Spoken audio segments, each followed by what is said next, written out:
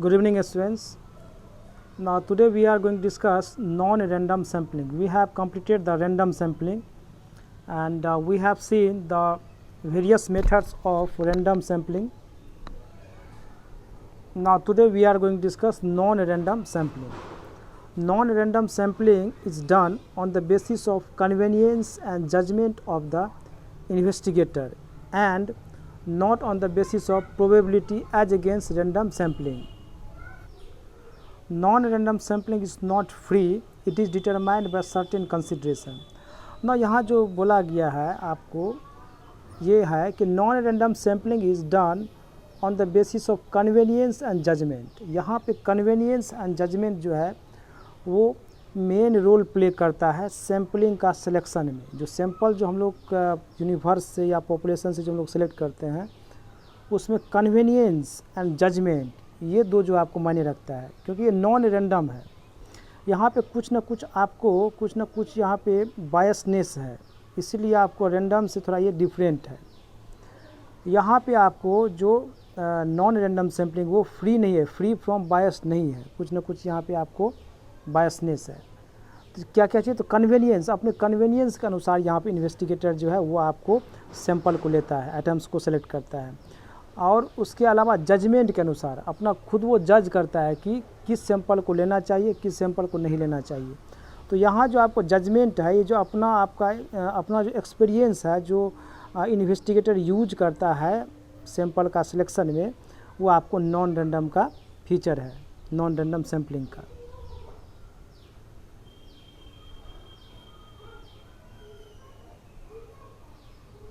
The following are some important methods of non-random sampling.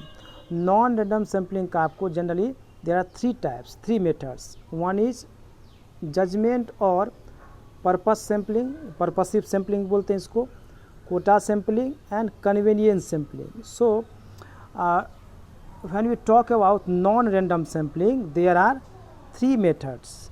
For non-random sampling there are three methods. कौन कौन सा है, तो पहला है जजमेंट सैम्पलिंग या फिर पर्पस सैम्पलिंग, सेकेंड है कोटा सैम्पलिंग एंड थर्ड क्या है, कन्वेनियंस सैम्पलिंग. अब इसको हम लोग ये तीनों मेथड्स को हम लोग वन बाय वन अभी देखेंगे.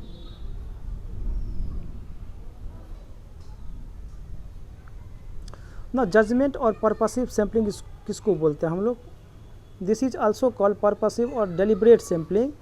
इन this method individual items of sampling are selected by the investigator consciously using the judgment. यहाँ पे आपको जो सैंपल का आइटम जो सेलेक्ट किया था, जो इंडिविजुअल आइटम्स को सेलेक्ट किया था सैंपल से, that is based on judgement of the investigator.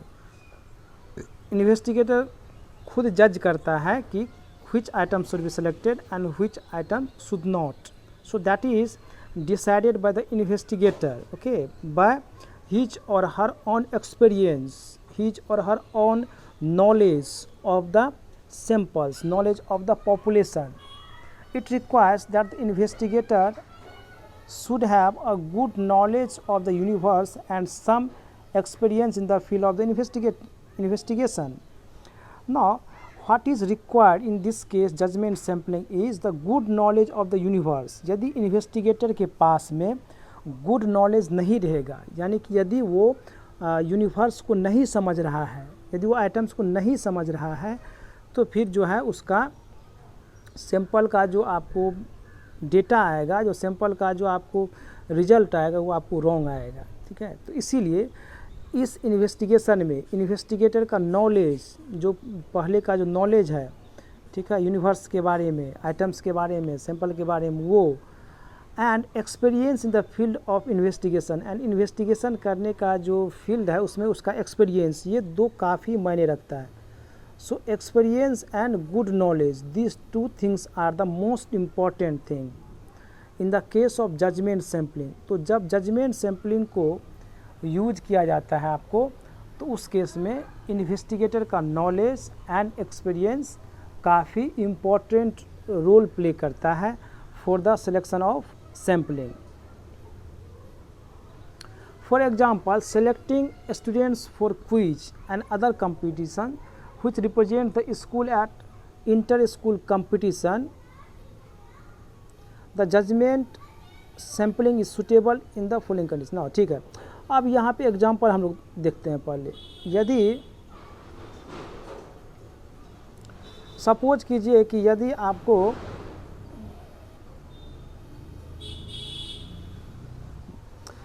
Suppose कीजिए कि कुछ स्टूडेंट्स को सेलेक्ट करना है आपको क्विज कंपटीशन के लिए, और ये जो क्विज कंपटीशन हो रहा है वो इंटर स्कूल क्विज कंपटीशन हो रहा है, ठीक है, जिसमें कि बहुत सारे स्कूल्स जो है वो पार्टिसिपेट कर रहा है, उसमें से एक कोई स्कूल जीतेगा, विनर होगा। तो मान लीजिए एज ए टीचर हमको सेलेक्ट करना है स्टूडेंट्स को कि कौन स्टूडेंट जो है आपको बेस्ट परफॉर्मेंस दे सकता है क्विज के ऊपर में या फिर कोई दूसरा कंपटीशन के ऊपर में। तो ये हम जज करेंगे, स्टूडेंट्स को जो हम सेलेक्ट करेंगे वो हम जज करेंगे। तो हम कैसे सेलेक्ट करेंगे? ऐसा नहीं है कि आंख मूंद करके सेलेक्ट कर लेंगे। अब मेरा जो पहले का जो नॉलेज है, जो मेरा पहले का एक्सपीरियंस है, या जो मेरा पहले का नॉलेज है स्टूडेंट्स के बारे में, जो सभी स्टूडेंट्स को हम समझ रहे हैं कि कौन स्टूडेंट जो है बेटर परफॉर्म कर सकता है, किसके पास में ज़्यादा कॉन्फिडेंस है, किसके पास में कम कॉन्फिडेंस है, वो सभी चीज़ को एक एक्सपीरियंस टीचर जो है जो स्टूडेंट्स को पढ़ाते आ रहे हैं वो समझ रहा है सब कुछ को। तो उसके आधार पे वो जो है आपको सेलेक्ट किया। सपोज दैट स्टूडेंट जो है 10 स्टूडेंट्स को टीचर जो है 10 स्टूडेंट्स को सेलेक्ट किया। तो ये जो 10 स्टूडेंट्स का जो सिलेक्शन हुआ है वो आपको कौन सा हुआ सैम्पलिंग? ये आपको हुआ जजमेंट सैम्पलिंग, क्योंकि यहाँ पे टीचर जो है खुद का जजमेंट लेकर के जो है स्टूडेंट्स को सेलेक्ट करे। लेकिन एक चीज़ को यहाँ पे याद रखना है कि टीचर जो सेलेक्ट कर रहा है स्टूडेंट्स को वो किस बेसिस पे, तो उसका जो प्रीवियस नॉलेज जो है, वो जो सैंपल के बारे में जो उसका नॉलेज है, जो स्टूडेंट्स के बारे में, स्टूडेंट्स को समझने के बारे में जो टीचर का नॉलेज है, उस आधार पे वो जो है सेलेक्ट कर, या फिर जो टीचर का पूरा एक्सपीरियंस है उस आधार पे सेलेक्ट कर रहा है। So this is known as judgement sampling. The number of, ठीक है, the judgement sampling suitable in the following condition. और किस केस में जजमेंट सैम्पलिंग जो है सुटेबल होगा? The number of items in the universe is small, जब number of items universe में कम रहेगा। When some known characteristics of the universe are to be intensively studied, या फिर जब पहला केस क्या है, जब आपको नंबर ऑफ आइटम्स कम रहेगा यूनिवर्स में उस केस में, या फिर when some known characteristics of the universe are to be intensively studied, या फिर सभी कैरेक्टरिस्टिक्स नहीं बल्कि आपको आइटम्स का कुछ ही कैरेक्टरिस्टिक्स पे ज़्यादा फोकस करना है, उसके बारे में जानना है। यदि इस केस में होता है तब जा कर के हम लोग जजमेंट सैम्पलिंग का यूज करते हैं, ठीक है। सपोज यदि हम ऐसा आपको जानना चाह रहे हैं कि कौन सा ऐप्स मोबाइल में, कौन सा ऐप जो है आपको स्टूडेंट सबसे ज़्यादा यूज करता है, तो हम यहाँ किस चीज़ पे फोकस करें? ऐप्स के बारे में, ठीक है, ऐप्स के ऊपर फोकस करें, कौन सा ऐप ज़्यादा यूज कर रहा है। तो केवल हमको ऐप्स ही जानना है, जो दूसरा कैरेक्टरिस्टिक जो स्टूडेंट्स का है उसको हम लोग इग्नोर कर रहे हैं। तो इस केस में जिस स्टूडेंट्स के पास में आपको मोबाइल रहेगा, इंटरनेट है, उस स्टूडेंट्स को हम सेलेक्ट करेंगे, ठीक है। तो इसको हम बोलते हैं जजमेंट सैम्पलिंग। ना जो सेकेंड जो सैम्पलिंग मेथड है आपको नॉन रैंडम सैम्पलिंग मेथड है, वो है quota sampling. In this method interviewers are allotted definite quotas of the universe and they are required to interview a certain number from their quota। ना quota sampling में क्या होता है? तो Kota sampling में आपको कुछ कोटास को फिक्स कर दिया जाता है, ठीक है, कुछ कोटास को फिक्स कर दिया जाता है और उसी कोटा के अनुसार आपको नंबर ऑफ आइटम्स को सेलेक्ट किया जाता है आपको यूनिवर्स से या फिर पॉपुलेशन से। इसको बोलते हैं कोटा सैम्पलिंग। जैसे यदि हम बोल दें केवल 5 स्टूडेंट्स जो है आपको हर एक क्लास से सेलेक्ट करना है, 5 स्टूडेंट्स केवल। मान लीजिए कि ईटिंग हैबिट्स के बारे में, स्टूडेंट्स का ईटिंग हैबिट्स के बारे में यदि जानना चाह रहे हैं कि स्टूडेंट जो है क्या चीज़ खाना ज़्यादा पसंद करता है, उसका ईटिंग हैबिट्स क्या है, तो हम यहाँ फिक्स कर दिए, एज इन्वेस्टिगेटर हम फिक्स कर दिए केवल 5 स्टूडेंट जो है हर एक क्लास से सेलेक्ट करना है। तो यहाँ कोटा यहाँ पे फिक्स कर दिए, 5 स्टूडेंट जो हो गया, ये 5 हो गया कोटा, तो इसको हम लोग बोलते हैं कोटा सैम्पलिंग। इसका हम लोग चलिए एग्जाम्पल देखते हैं। For example, for studying the eating habits of school children in Delhi. ना दिल्ली का जो आपको स्कूल चिल्ड्रेन है, जो स्कूल जाता है जो बच्चे, उसका ईटिंग हैबिट्स क्या है। The investigators are allotted quotas of से 10 स्कूल्स। इन्वेस्टिगेटर्स को जो है आपको कोटास फिक्स कर दिया गया, सपोज दैट 10 स्कूल्स, केवल 10 स्कूल को ही आपको 10 स्कूल से ही बच्चे का जो है आपको इंटरव्यू लेना है, आपको क्वेश्चंस पूछना है ईटिंग हैबिट्स के बारे में। From each school, he is asked to interview 50 students, taking 10 students each from class 8, 9, 10, 11 and 12। और 10 स्कूल लेना है और 10 स्कूल में से अब क्या करना है, 50 स्टूडेंट्स को ही इंटरव्यू लेना है और उसमें भी जो 50 स्टूडेंट्स है उसको 5 भाग में डिवाइड कर देना है। 10 स्टूडेंट्स जो है हर एक क्लास से 8 से, 10 स्टूडेंट्स 9 से, 10 स्टूडेंट्स 10 से, 10 स्टूडेंट्स 11 से एंड 10 स्टूडेंट्स 12 से लेना है। टोटल 50 हो गया। तो इस तरह से कोटा यहाँ पे फिक्स कर दिया गया। So we can see that different quotas, for example 10 schools, 50 students, here 10 students from class 8, 9, 10, 11, 12। सो यहाँ पे आप देख सकते हैं कि ये 10 स्टूडेंट्स, 10 स्कूल्स है, 10 स्टूडेंट्स है, 50 स्टूडेंट्स है, ये सब क्या है, ये सब कोटास है। ठीक है, एक अमाउंट, एक नंबर्स को, एक अमाउंट को फिक्स कर दिया गया कि केवल उतना ही आइटम्स को सेलेक्ट करना है यूनिवर्स में से सैंपल के लिए, पॉपुलेशन में से केवल उतना ही आइटम्स को सेलेक्ट करना है आपको इंटरव्यू के लिए। So this is called quota sampling.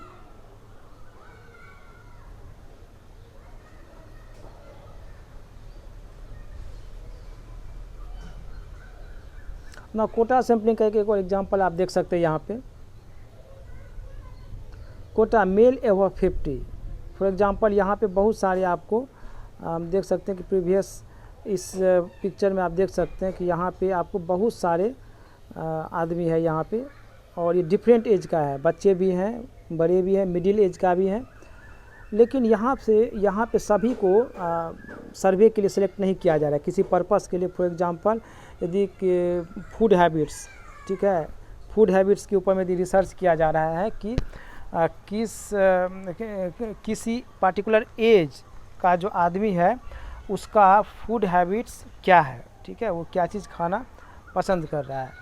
तो इस केस में हम लोग जो है एक पार्टिकुलर एज ग्रुप को हम लोग यहाँ पे सेलेक्ट कर सकते हैं, उसको फिक्स कर सकते हैं। तो वो हो जाएगा आपको कोटा सैम्पलिंग हो जाएगा। जैसे कोटा मेल एवर 50, यहाँ पे जो मेल है, जो आदमी है और जिसका एज आपको 50 ईयर्स से ज़्यादा है, उसी को केवल यहाँ पे हम सेलेक्ट कर रहे हैं, उसी को सैंपल में ले रहे हैं। तो ये 4 को हम लोग सेलेक्ट किए, ये 4 जो है आपको इसका एज जो है 50 प्लस है। इससे पूछा जाएगा कि इसका फूड हैबिट्स क्या है, क्या चीज़ खाना पसंद करते हैं। सो दिस सैंपल, ये जो 4 यहाँ से लिया, 4 जो यहाँ से लिया गया आपको इस जगह से, यूनिवर्स से, इस सैंपल को जो लिया गया, ये सैंपल हो गया, ये आपको पॉपुलेशन हो गया या फिर यूनिवर्स हो गया, इससे लिया गया है, इसको हम लोग बोलते हैं कोटा सैम्पलिंग। तो कोटा सैम्पलिंग में आपको डिफरेंट टाइप्स का कोटा सैम्पलिंग हो सकता है। जैसे पिछला स्लाइड में हम देखे थे कि वहाँ पे 10 स्कूल्स को फिक्स किया गया, जबकि यहाँ पे एज जो है ये कोटा हो गया, 50 प्लस जो एज हो गया ये आपको कोटा हो गया। No next one and third one, और ये लास्ट है आपको सैम्पलिंग, नॉन रैंडम सैम्पलिंग, वो है convenience sampling. In this method sample is selected purely on the basis of convenience. Now here sampling is selected on the basis of convenience, अपने सुविधा के अनुसार यहाँ पे सैम्पलिंग को सेलेक्ट किया जाता है। For example, for studying the eating habits of school children, the investigator may select a school or schools in the neighborhood because it is convenient for him to go to the schools। ना मान लीजिए कि school children का जो food habits है उसको select करना है। जो स्टूडेंट्स है, जो चिल्ड्रेन है, स्कूल गोइंग स्टूडेंट्स है, उसका यदि फूडिंग हैबिट्स के बारे में यदि हमको आपको सर्वे करना है, उसका यदि इंटरव्यू लेना है, तो जो सैंपल सेलेक्ट किए, जो स्टूडेंट्स को सेलेक्ट किए, वो कहाँ से किए, तो मेरे घर के बगल में जो स्कूल्स है, ठीक है, तो उसका स्टूडेंट्स को हम जो है सेलेक्ट किए। क्यों? क्योंकि कन्वीनियंस है, हमको जो है ज़्यादा दूर जाना नहीं पड़ेगा। तो इसमें जो है क्या होगा, कॉस्ट का आपको बचत होगा, टाइम का भी बचत होगा और कॉस्ट का भी बचत होगा। तो हमारे घर के बगल में जो स्कूल है, केवल उसी का स्टूडेंट्स को हम सेलेक्ट किए हैं सैम्पलिंग के लिए, ठीक है। और उससे फिर क्वेश्चन पूछे, उसका हम लोग फूड हैबिट्स जो है पूछे कि वो क्या खाना पसंद करता है और क्या चीज़ खाना पसंद नहीं करता है। तो इसको हम बोलते हैं कन्वीनियंस सैम्पलिंग, यानी कि अपने कन्वीनियंस के अनुसार, अपने सुविधा के अनुसार यहाँ पे सैम्पलिंग किया जा रहा है। नहीं, यदि ऐसा नहीं होता तो हम जो है अपने, जो मेरे घर के बगल में जो स्कूल है उसको सेलेक्ट नहीं करते, बल्कि कहीं कोई भी स्कूल को ले लेते, कहीं भी जो स्कूल है, ठीक है, तो this is known as convenience sampling.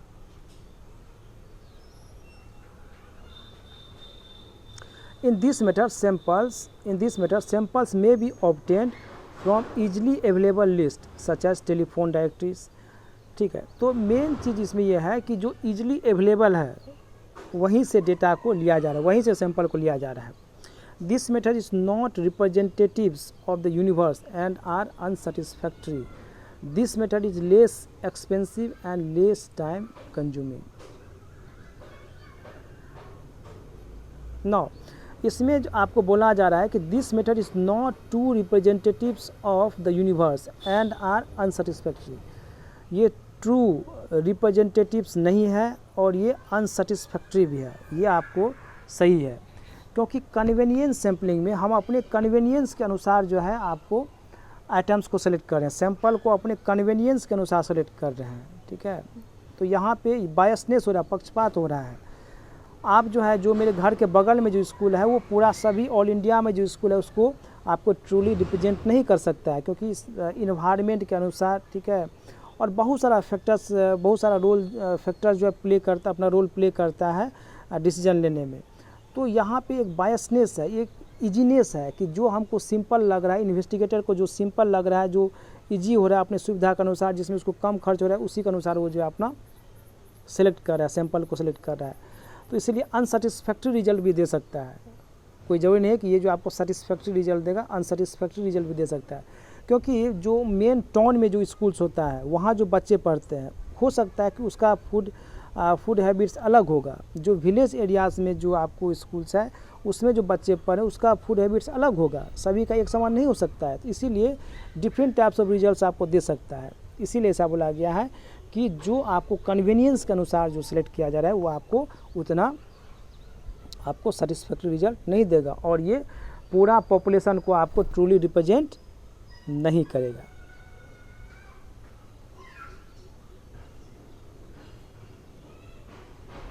यहाँ देख सकते हैं, I will choose someone here for the survey.